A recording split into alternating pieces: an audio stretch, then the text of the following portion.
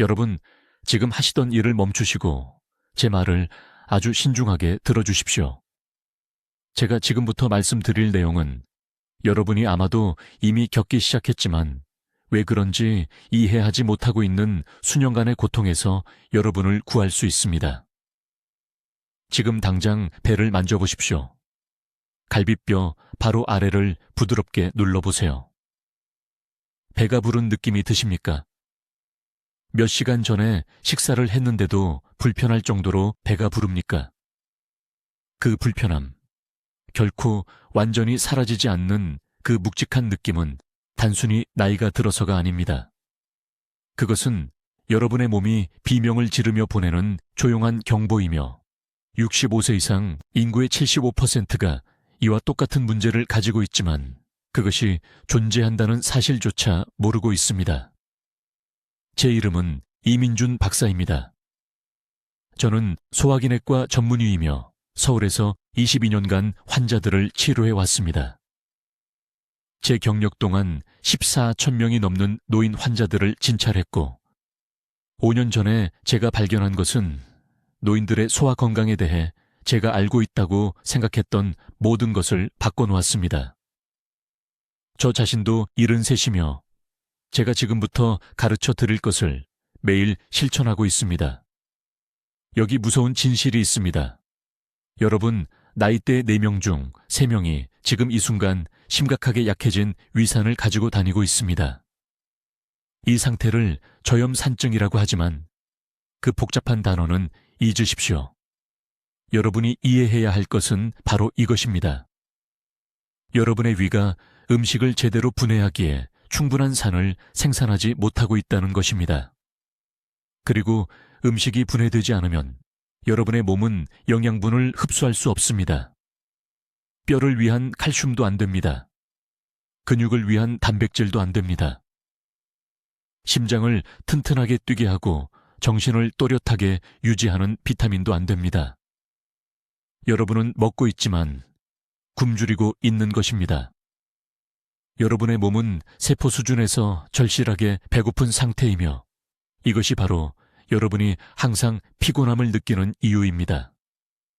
이것이 여러분의 뼈가 약해지고 있는 이유입니다. 이것이 예전만큼 명확하게 생각할 수 없는 이유입니다. 이것이 매달 점점 더 약해지고 있는 이유이며 여러분이 찾아가는 모든 의사가 그저 정상적인 노화라고 말하는 이유입니다. 이것은 정상적인 노화가 아닙니다. 거의 아무도 진단하지 않는 고칠 수 있는 문제입니다. 3년 전 서울 세브란스 병원에 있는 제 진료실로 걸어 들어온 환자에 대해 말씀드리겠습니다. 박 씨는 71살이었습니다. 그는 완전히 지친 상태로 제게 왔습니다. 그는 쉬지 않고는 한 블록도 거의 걸을 수 없다고 말했습니다. 딸이 의자에서 일어서는 것을 도와줘야 했습니다. 골다공증 때문에 매일 칼슘 보충제를 먹고 있었지만 골밀도는 계속 나빠지고 있었습니다. 5명의 다른 의사들이 그를 진찰했습니다. 혈액검사, 뼈스캔, 심장검사를 했습니다. 모든 것이 대부분 정상으로 나왔습니다. 그들은 그에게 그냥 나이가 드는 것이니 받아들이라고 말했습니다. 하지만 저는 박 씨에게 모든 것을 바꾼 한 가지 질문을 했습니다. 저는 그에게 물었습니다. 식사할 때 매우 빨리 배가 부르고 그 포만감이 몇 시간 동안 지속됩니까? 그는 눈에 충격을 담고 저를 바라보며 그렇다고 말했습니다. 그 순간이 제가 무엇이 잘못되었는지 정확히 알게 된 순간이었습니다. 저는 간단한 절차를 사용하여 그의 위산 수치를 검사했고 제가 예상한 대로 그의 위는 원래 생산해야 할 산의 30%도 안 되는 양을 만들고 있었습니다. 그의 몸은 수년 동안 빈 상태로 돌아가고 있었습니다. 그 모든 보충제, 딸이 그를 위해 준비한 모든 건강한 음식이 거의 완전히 흡수되지 않은 채 그의 몸을 통과하고 있었습니다. 그는 말 그대로 배가 부른 상태에서 굶어 죽고 있었던 것입니다. 이제 여러분이 즉시 이해해야 할 것은 이것입니다. 이 상태는 표준 혈액검사에서 나타나지 않습니다. 일반 건강검진으로는 잡아낼 수 없습니다. 10명의 다른 의사에게 가도 아무도 이것을 찾아볼 생각을 하지 않을 것입니다. 하지만 이것이 일으키는 손상은 재앙적이며 수년에 걸쳐 천천히 조용히 일어납니다. 지금 이 순간 만성 복부 팽만이 있다면, 식사 후 자주 트림을 한다면, 아무리 자도 피곤하다면, 칼슘을 먹는데도 뼈가 약해지고 있다면 여러분의 위산은 10중8구 심각하게 손상되어 있습니다. 그리고 이것을 무시하는 매 순간마다 소중한 시간을 잃고 있는 것입니다. 65세 이상의 4명 중 3명이 지금 이 순간 기본적으로 제대로 작동하지 않는 위를 가지고 다니고 있으며 그들은 전혀 모르고 있습니다.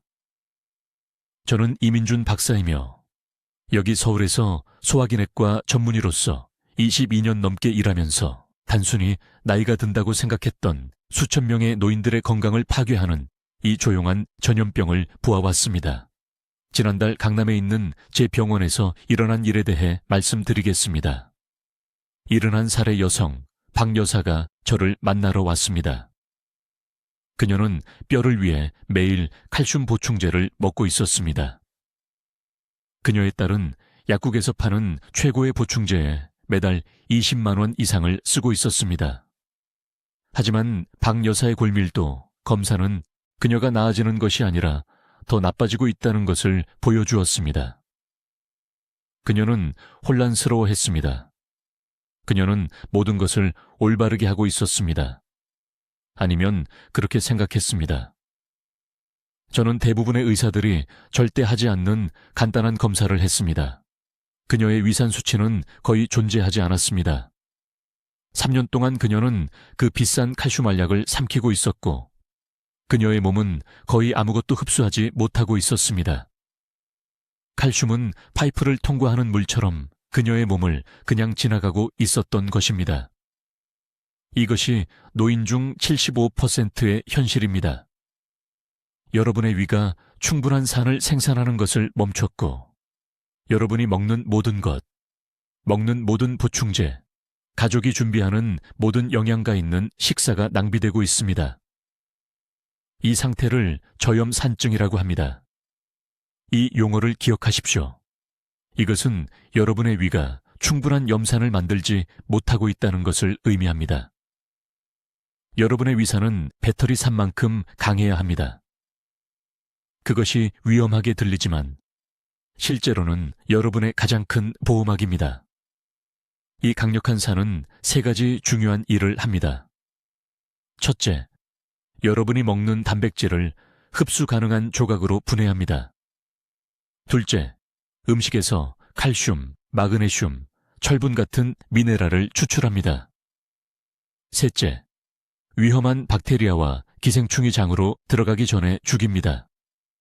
위산이 약해지면 이 3가지 모두가 이러한 보호 시스템들이 무너집니다. 그런데 아무도 당신에게 말해주지 않는 것이 있습니다. 일반적인 건강검진으로는 절대 이 문제를 발견할 수 없습니다. 의사는 혈압, 혈당, 콜레스테롤을 검사합니다. 하지만 아무도 위산을 측정하지 않습니다. 위산 분비가 거의 없어도 모든 검사 결과는 정상으로 나옵니다. 위산이 너무 낮아지면 체내에서 정확히 어떤 일이 일어나는지 설명하겠습니다. 단백질과 비타민 B12가 풍부한 고등어 구이를 드신다고 가정해 봅시다. 정상적으로는 강한 위산이 그 생선 단백질을 근육에 꼭 필요한 개별 아미노산으로 분해합니다. 하지만 약한 위산으로는 그 단백질이 위장에서 몇 시간 동안 머물면서 발효되고 부패합니다. 배가 더부룩합니다.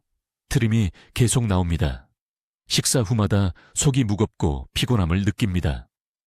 한편 그 생선 속 비타민 B12는 단백질에서 분리되기 위해 위산이 필요합니다. 충분한 위산이 없으면 B1외는 그냥 빠져나갑니다. 몇 달 안에 B1B 결핍증이 생깁니다. 항상 기진맥진합니다. 머리가 멍해집니다. 균형 감각이 나빠집니다. 손발이 저리기도 합니다. 의사는 이런 증상을 보고 그냥 노화라고 말합니다. 하지만 노화가 아닙니다. 약해진 위장 때문에 생긴 영양실조입니다. 박 씨가 겪은 칼슘 문제는 지금 이 순간 수백만 명의 노인들에게 일어나고 있습니다.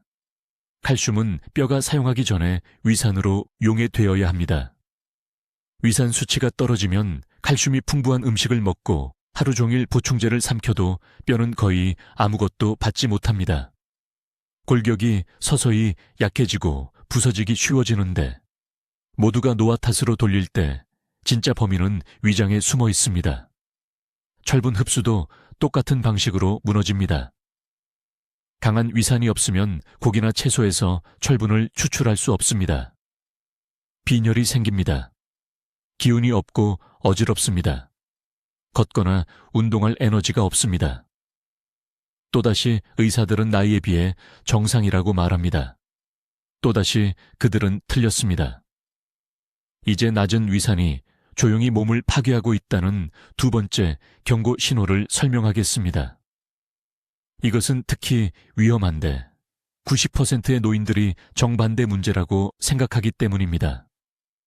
가슴에 타는 듯한 느낌 말입니다. 속쓰림입니다.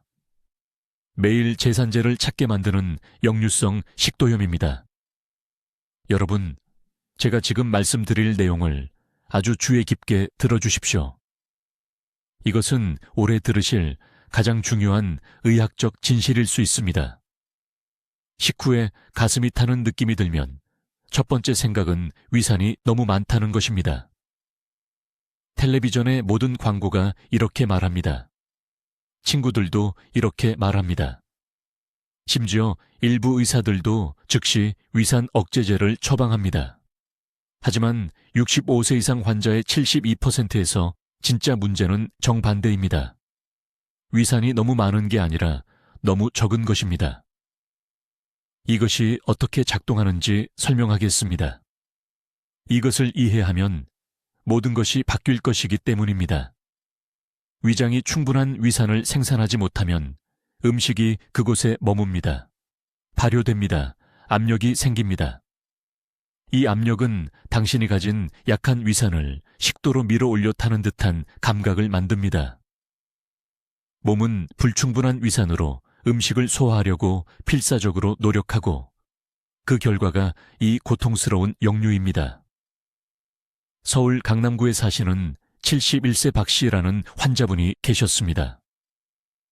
그녀는 제산제병으로 가득 찬 비닐봉지를 들고 제 병원에 오셨습니다. 8년 동안 이 약들을 복용해 왔습니다. 남아있던 얼마 안 되는 위산마저 차단하는 약을 8년 동안 먹은 것입니다. 제가 위산 수치를 검사했을 때 거의 존재하지 않았습니다. 그녀는 본질적으로 위장에 있는 평범한 물과 다름없는 것으로 고기, 채소, 밥을 소화하려 하고 있었습니다. 비극은 제산제를 먹을 때마다 진짜 문제를 더 악화시켰다는 것입니다. 위산 생산을 더욱 차단하여 몸이 음식을 분해하고 영양소를 흡수하는 것을 더욱 어렵게 만들었습니다. 이것이 제가 말하는 제산제 함정입니다. 수백만 명의 노인들을 가두는 악순환입니다. 속이 쓰립니다. 제산제를 먹습니다. 위장이 더 적은 위산을 생산합니다. 음식이 더욱 잘 소화되지 않습니다. 더 많은 속쓰림이 발생합니다. 더 많은 제산제를 먹습니다. 그 사이 매일 3끼를 먹어도 몸은 영양소에 굶주립니다. 속쓰림이 실제로 위산 과다가 아닌 위산 부족 때문인지 아는 방법이 있습니다. 이 3가지 특정 신호의 주의를 기울이십시오. 첫째, 고기나 생선 같은 단백질이 많은 식사를 할 때 속쓰림이 더 심해집니다. 이것은 단백질이 분해되는데 가장 많은 위산이 필요하기 때문입니다. 위산이 부족하면 단백질은 그곳에 머물면서 압력과 발효를 만듭니다.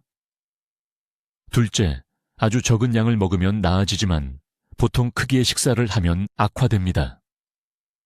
이것은 약한 위산이 소량의 음식만 겨우 처리할 수 있기 때문입니다. 셋째, 식사 후 몇 시간 동안 배가 부르고 음식이 위장에 돌처럼 박혀 있는 것 같은 느낌이 자주 듭니다. 이것은 충분한 양으로 나오지 않는 위산을 기다리는 소화되지 않은 음식입니다.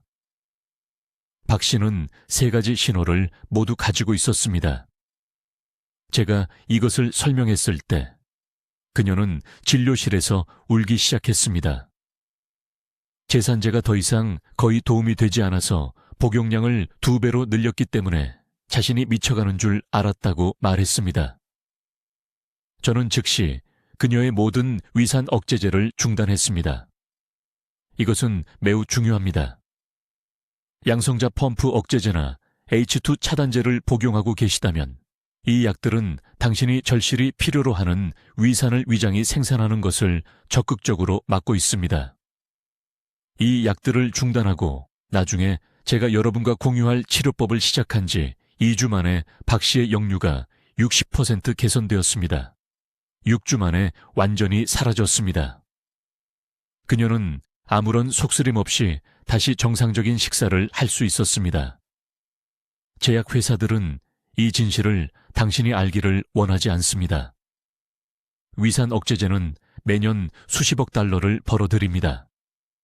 이것들은 한국과 전 세계 노인들에게 가장 많이 처방되는 약물 중 일부입니다. 하지만 이 약들은 당신이 흡수할 수 있는 능력을 훔쳐가고 있습니다.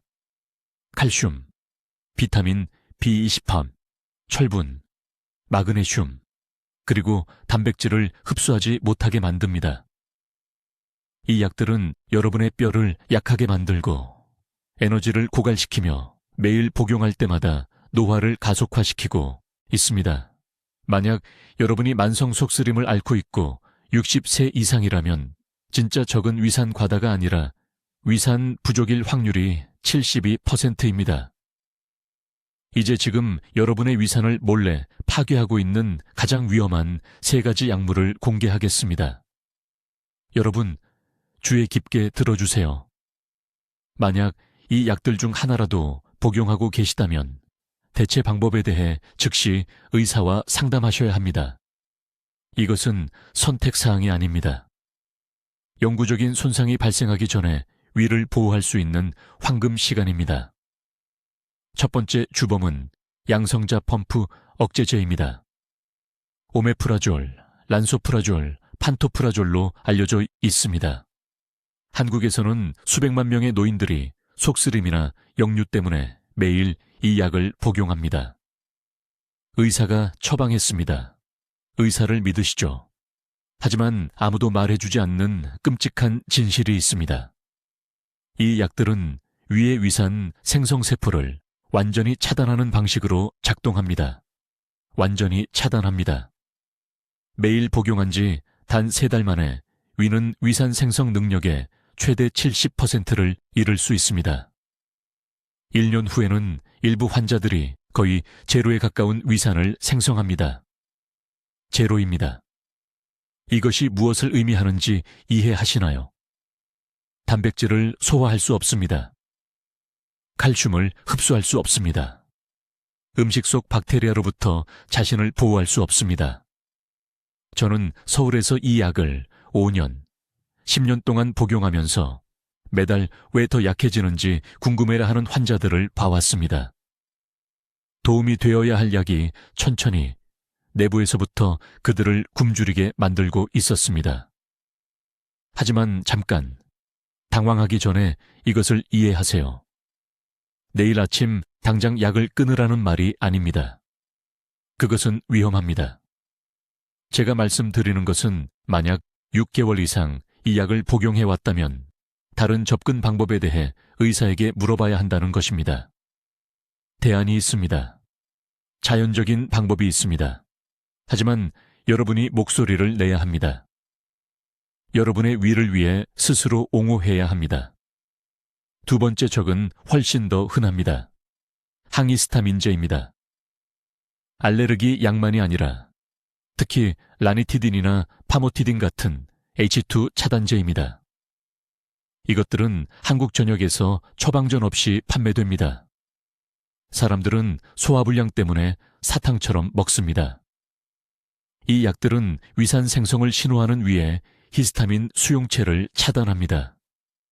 매번 복용할 때마다 12시간에서 24시간 동안 위산이 감소합니다. 몇 달 동안 매일 한 알씩 먹으면 위는 자연적으로 위산을 생성하는 방법을 잊어버립니다. 게을러집니다. 약해집니다. 작년에 인천에서 온 70세 여성을 치료했습니다. 그녀는 저녁 식사 후 가벼운 속쓰림 때문에 3년 동안 매일 밤 파모티딘을 복용해 왔습니다. 위산 수치를 검사했을 때 너무 낮아서 거의 측정할 수 없었습니다. 잘 먹고 있었지만 매달 체중이 줄고 있었습니다. 그녀의 몸은 굶주리고 있었습니다. 천천히 약을 끊게 하고 제 자연 치료법을 도입했더니 8주 만에 위산 생성이 정상 수준으로 돌아왔습니다. 건강한 체중이사 킬로그램 증가했습니다. 에너지가 돌아왔습니다. 모두 내부에서 그녀를 파괴하던 약을 중단했기 때문입니다. 세 번째 위험한 약은 여러분이 절대 의심하지 못할 것입니다. 비스테로이드성 한겸증제입니다. 아스피린, 이부프로펜, 나프록센입니다. 한국의 많은 노인들이 관절 통증, 관절염, 심장 보호를 위해 매일 이것들을 복용합니다. 네, 염증을 줄입니다. 네, 혈액을 묽게 합니다. 하지만 위벽도 손상시키고 위산으로부터 위를 보호하는 점액층을 방해합니다. 이 보호막이 무너지면 몸은 궤양을 예방하기 위해 위산 생성을 줄이는 것으로 반응합니다. 보호적으로 들리지만 결과는 같습니다. 낮은 위산, 소화불량, 영양결핍입니다. 만약 이 약들을 매일 복용한다면 식사 시간 조절과 자연적인 위지원제로 위를 보호해야 합니다. 이것을 무시할 수 없습니다. 지금 마음속으로 약장을 만져보세요. 이 세 가지 종류의 약 중 하나라도 거기 있나요? 그렇다면 여러분은 고위험군에 속합니다. 손상이 영구적이 되기 전에 조치를 취할 수 있는 황금 시간입니다. 이제 제가 서울 클리닉에서 2,000명이 넘는 노인 환자들에게 성공적으로 사용한 정확한 방법을 공개하겠습니다. 이것은 낮은 위산을 특별히 목표로 하는 제4주 회복 프로토콜이며 내일 아침부터 시작하셨으면 합니다. 다음 주가 아닙니다. 현재 보충제를 다 먹은 후가 아닙니다. 내일입니다. 첫 번째 중요한 단계는 제가 아침 활성화 의식이라고 부르는 것입니다. 이것은 일어난 후 15분 이내에 입에 다른 것을 넣기 전에 해야 합니다. 신선한 레몬 반 개를 미지근한 물 한 잔에 짜 넣으세요. 찬물이 아닙니다. 뜨거운 물이 아닙니다. 미지근한 물입니다.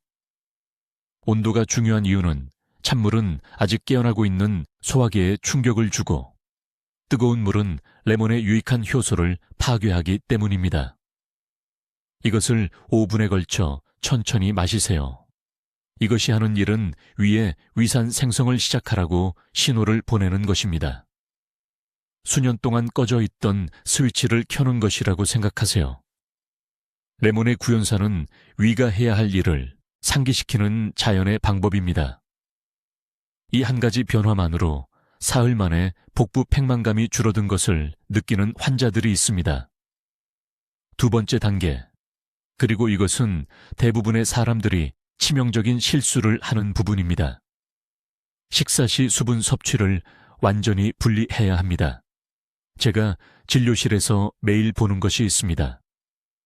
노인 환자들이 식사하러 앉아서 음식과 함께 물을 2-3잔 마십니다. 건강에 좋다고 생각합니다. 소화를 돕는다고 생각합니다. 정반대를 하고 있는 것입니다. 식사 중에 위를 액체로 가득 채우면 생성하고 있는 적은 양의 위산을 희석시킵니다. 음식을 분해하는 데 필요한 바로 그 물질을 말 그대로 씻어내는 것입니다. 제 규칙은 간단합니다. 식사 30분 전에 물 마시기를 멈추세요. 식사 중에는 아무것도 마시지 마세요. 식사 후 최소 1시간을 기다린 후에 물을 마시세요. 처음에는 이상하게 느껴진다는 것을 압니다.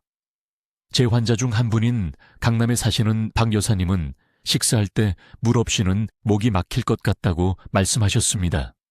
하지만 일주일 후 그분은 놀라워하며 제게 전화를 주셨습니다. 8년간 알아온 만성 소화불량이 완전히 사라진 것입니다. 세 번째, 요소가 가장 중요한 영양 변화입니다.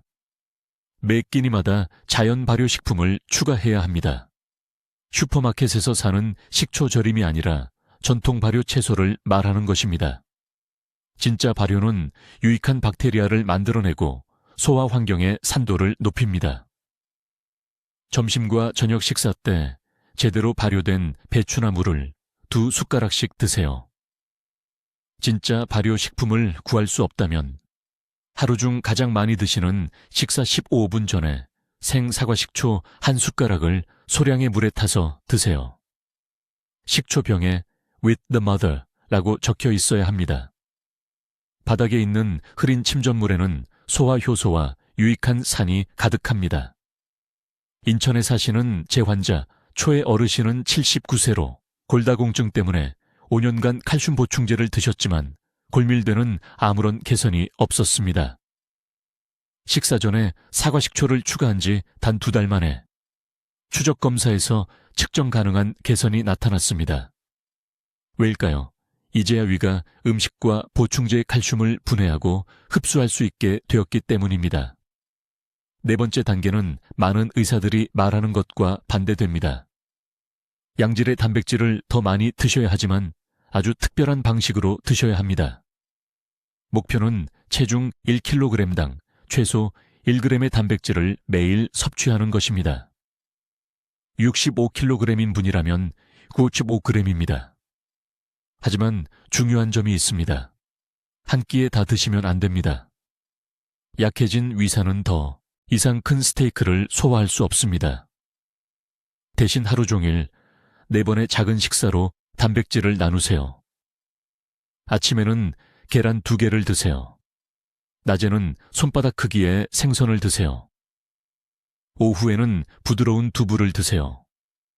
저녁에는 찐 닭고기 같은 소화하기 쉬운 단백질을 소량 드세요. 이렇게 지속적으로 아미노산을 공급하면 몸이 위 조직을 재건하고 내부에서부터 위산 생성을 회복하는 데 필요한 구성 요소를 얻게 됩니다. 지금 위를 만져보세요. 이곳이 힘의 중심입니다.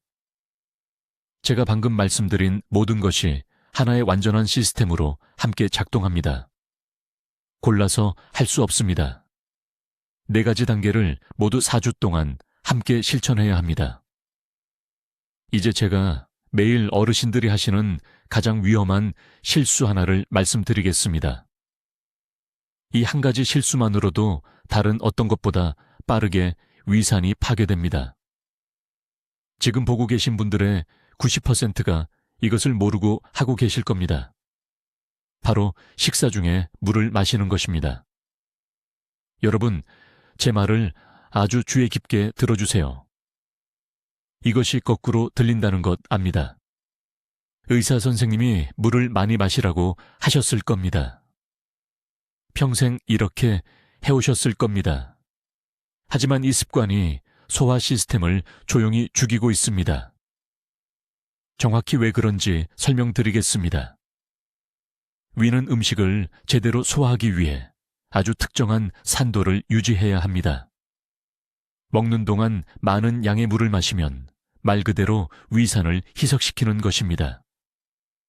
기름진 냄비를 주방 세제로 닦는데 누군가 계속 세제에 물을 붓는다고 상상해 보세요. 점점 약해져서 결국 제 역할을 할 수 없게 됩니다. 이것이 바로 위 안에서 일어나는 일입니다. 단계별로 일어나는 일을 설명드리겠습니다. 식사를 하러 앉습니다. 위는 즉시 음식을 분해하기 위해 산을 생성하기 시작합니다. 하지만 그때 물 한 잔을 가득 마십니다. 음식을 녹이기 위해 열심히 일해야 할 농축된 산이 갑자기 300ml의 액체로 희석됩니다. 산의 강도가 급격히 떨어집니다. 음식이 약해진 산 속에서 몇 시간 동안 거의 소화되지 않고 대신 발효되기 시작합니다. 식후에 배가 부른 이유가 이것입니다.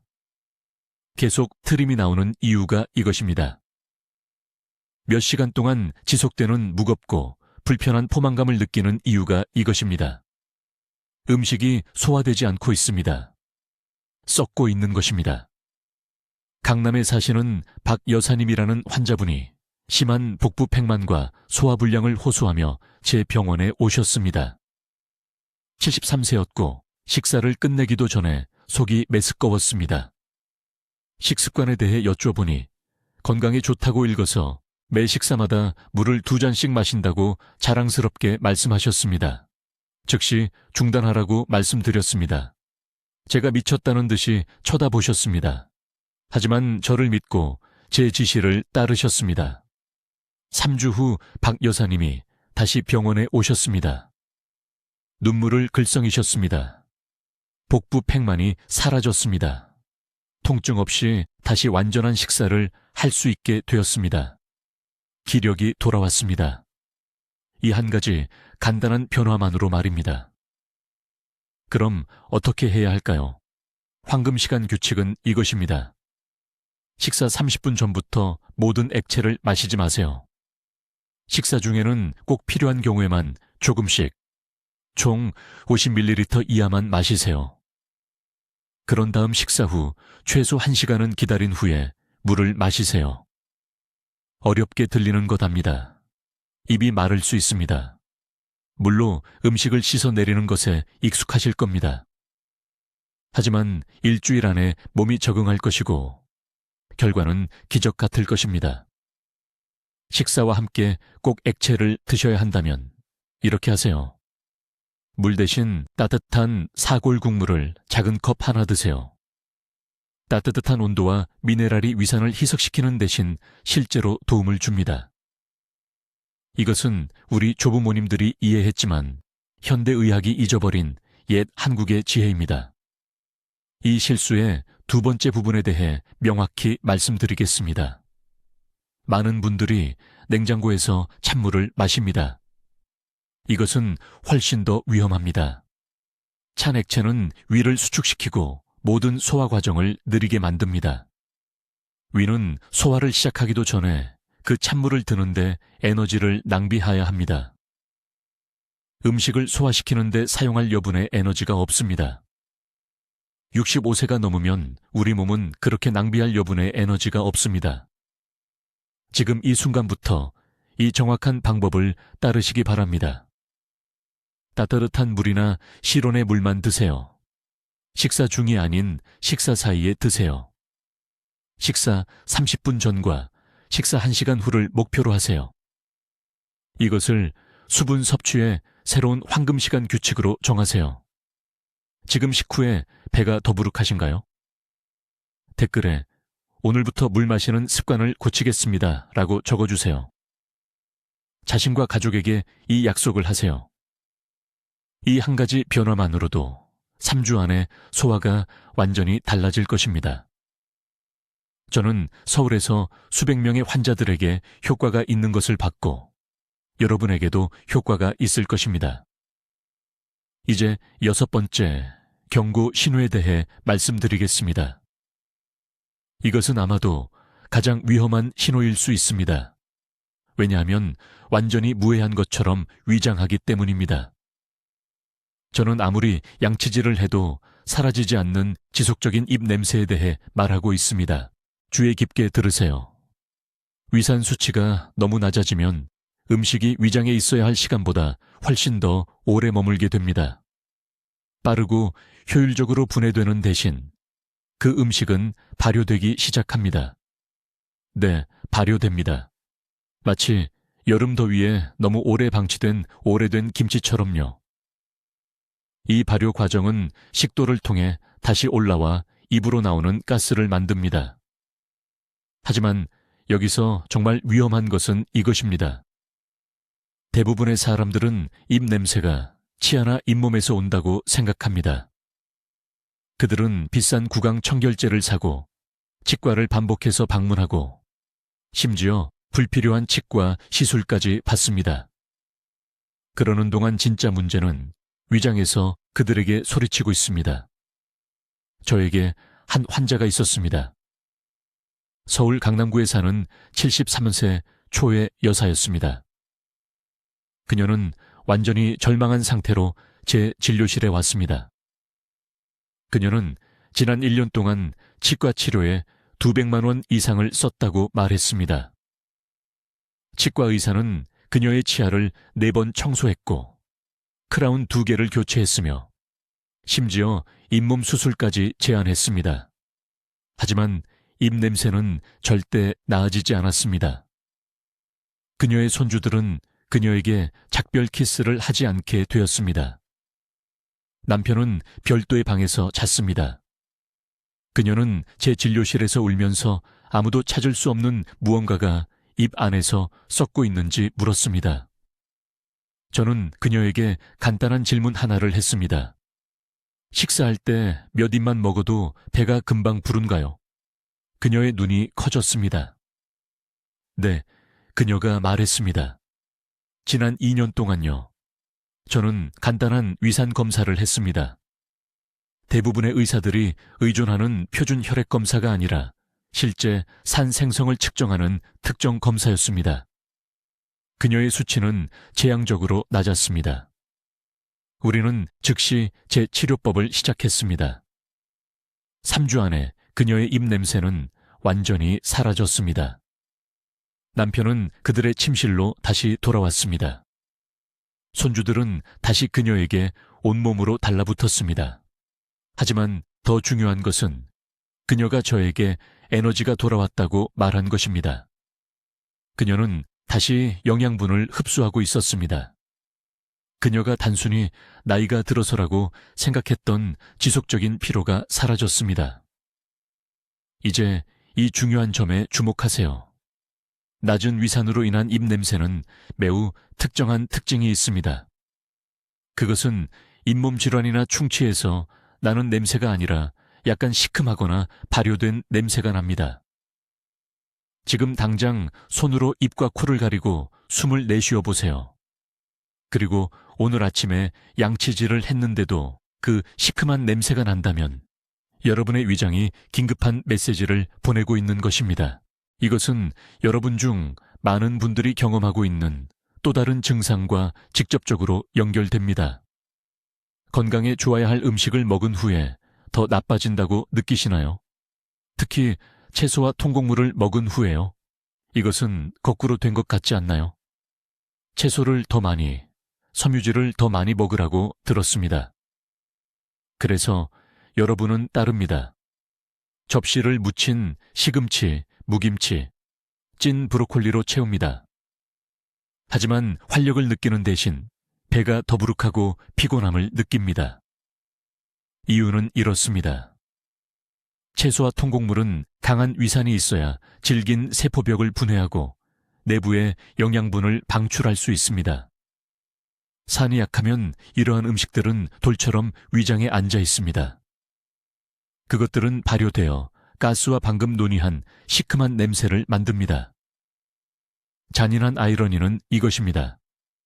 소화 시스템이 제대로 처리할 수 없을 때 가장 건강한 음식이 적이 됩니다.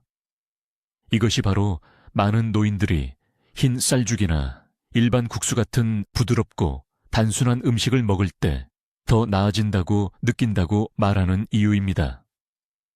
그들은 위장이 단지 늙고 약해지고 있다고 생각합니다. 하지만 진실은 다릅니다. 그들의 위장은 산 수치가 너무 낮아서 복잡한 음식을 다룰 수 없다고 필사적으로 말하려고 하고 있습니다. 해결책은 영원히 채소를 피하는 것이 아닙니다. 해결책은 먼저 위산을 회복시킨 다음 이러한 영양가 있는 음식들을 적절한 방법으로 점진적으로 다시 도입하는 것입니다. 그래서 지금 당장 여러분에게 묻고 싶습니다. 식사를 마친 후 무거움을 느끼시나요? 마치 몇 시간 동안 위장에 돌이 앉아 있는 것처럼요. 트림을 하면 저녁 시간에 점심을 다시 맛보나요? 여러분 대부분이 지금 고개를 끄덕이고 있습니다. 그리고 서울에서 22년 동안 환자들을 치료한 후 저를 두렵게 하는 것은 이것입니다. 여러분은 이것이 정상적인 노화라고 생각합니다. 그렇지 않습니다. 이것은 여러분의 위산이 죽어가고 있는 것입니다. 그리고 위산이 죽으면 다른 모든 것이 따라옵니다. 여러분의 뼈는 더 이상 칼슘을 흡수할 수 없기 때문에 부서지기 쉬워집니다. 단백질이 그냥 거기 앉아서 장에서 썩기 때문에 근육이 낭비됩니다. 여러분이 먹는 모든 비타민, 모든 미네랄, 모든 영양소가 깨진 파이프를 통과하는 물처럼 여러분을 통과하기 때문에 에너지가 사라집니다. 저는 이민준 박사입니다. 저는 서울과 부산 전역에 소화기내과 클리닉에서 20년 이상을 보냈고, 제가 의학을 실천하는 방식을 영원히 바꾼 무언가를 발견했습니다. 65세 이상 환자의 75%가 위산이 거의 남아 있지 않습니다. 하지만 정기검진에서는 아무 문제가 없습니다. 혈액검사는 괜찮아 보입니다. 내시경은 놀라운 것을 보여주지 않습니다. 그래서 의사들은 그들을 집으로 보내고 그것은 단지 나이일 뿐이라고 말합니다. 하지만 저는 이 환자들을 해마다 지켜봤습니다. 그들은 더 약해져서 돌아왔습니다. 더 혼란스러워했습니다. 더 많이 넘어졌습니다. 엉덩이를 부러뜨렸습니다. 그리고 제가 마침내 그들의 위산 수치를 직접 측정했을 때 저는 진실을 발견했습니다. 그들의 위가 작동을 멈췄다는 뜻입니다. 이제 잘 들으세요. 이것을 되돌릴 수 있는 골든타임은 바로 지금입니다. 다음 달이 아닙니다. 명절 이후도 아닙니다. 바로 지금입니다. 왜냐하면 우리 몸이 너무 오랫동안 영양분을 공급받지 못하면 그 손상은 영구적이 되기 때문입니다. 강남에 사시는 71살 박 여사님 이야기를 해드리겠습니다. 그분은 차에서 제 진료실까지 걸어오는 것도 힘들어하며 오셨습니다. 매일매일 기진맥진했습니다. 딸이 목욕하는 것을 도와줘야 했습니다. 본인은 잘 먹고 영양제도 챙겨 먹고 모든 것을 제대로 했다고 말씀하셨습니다. 하지만 가족들 눈앞에서 점점 사라지고 계셨습니다. 저는 그분의 위산을 검사했습니다. 거의 제로였습니다. 하루 3끼를 드셨지만 몸은 굶주리고 있었던 겁니다. 제가 그분에게 정확히 무엇을 하라고 말씀드렸는지, 그리고 여러분이 내일 아침부터 정확히 무엇을 해야 하는지 알려드리겠습니다. 첫째, 사과식초 1스푼을 미지근한 물 반 컵에 타서 가장 많이 드시는 식사 15분 전에 드세요. 이것은 민간요법이 아닙니다. 음식을 분해하는 데 필요한 산을 위해 공급하는 것입니다. 한 스푼으로 시작하세요. 아무 문제가 없으면 하루 2끼 식사 전에 하셔도 됩니다. 둘째, 모든 음식을 30번씩 씹으세요. 간단하게 들리는 거 압니다. 하지만 이제 위가 제 역할을 할 수 없으니 입이 도와야 합니다. 30번. 매 입마다. 이것은 협상의 여지가 없습니다. 셋째, 식사 전에 쓴 채소를 드세요. 치커리, 갓, 무청. 쓴 음식은 위가 아직 만들 수 있는 적은 양의 위산이라도 생산하도록 자극합니다. 반 컵만. 생으로 먹거나 살짝 데쳐서 드세요. 넷째, 식사할 때 찬물 마시는 것을 완전히 멈추세요. 완전히요. 찬액체는 소화 효소를 얼려버립니다. 약해진 위는 이 충격에서 회복할 수 없습니다. 미지근하거나 상온의 물만, 그것도 조금씩만 드세요. 다섯째, 식사 후 10분 동안 걸으세요. 식사 전이 아닙니다. 식사 후입니다. 이 가벼운 움직임은 위산이 적을 때도 음식을 밀어내는 것을 돕습니다. 여섯째, 매일 발효식품을 드세요. 김치, 된장, 깍두기. 이것들은 위가 할 수 없을 때 음식을 소화시켜주는 효소를 포함하고 있습니다. 박 여사님은 정확히 이것을 실행하셨습니다. 3주 만에 울면서 전화하셨습니다. 혼자 시장까지 걸어가셨다고요. 2달 만에 손주들을 위해 요리를 하고 계셨습니다. 딸분이 말씀하시길 죽음에서 어머니를 되찾은 것 같다고 하셨습니다. 이제 저를 위해 뭔가를 해주셨으면 합니다. 부모님이 계시거나 조부모님이 계시거나 65세 이상으로 항상 피곤하고 무엇을 먹어도 점점 약해지는 분을 아신다면 즉시 이 정보를 보내드려야 합니다. 단순히 영상을 공유하는 게 아닙니다. 그분들의 삶을 돌려드리는 겁니다. 댓글에 위산을 확인하겠습니다 라고 입력하세요. 지금 입력하세요. 이것은 여러분의 약속입니다. 이것이 여러분의 골든타임입니다. 놓치지 마세요. 댓글로 알려주세요. 이 박사의 소화 전략 중 무엇을 먼저 시도하시겠습니까? 식사 시간을 조정하는 것인가요? 아니면 천연위산 증진제를 추가하는 것인가요? 여러분의 계획이 궁금합니다. 중요한 건강 정보를 계속 배우시려면 구독해 주시고 원인 모를 복부팽만이나 낮은 에너지로 힘들어하실 수 있는 친구들과 가족들에게 이 영상을 공유해 주세요.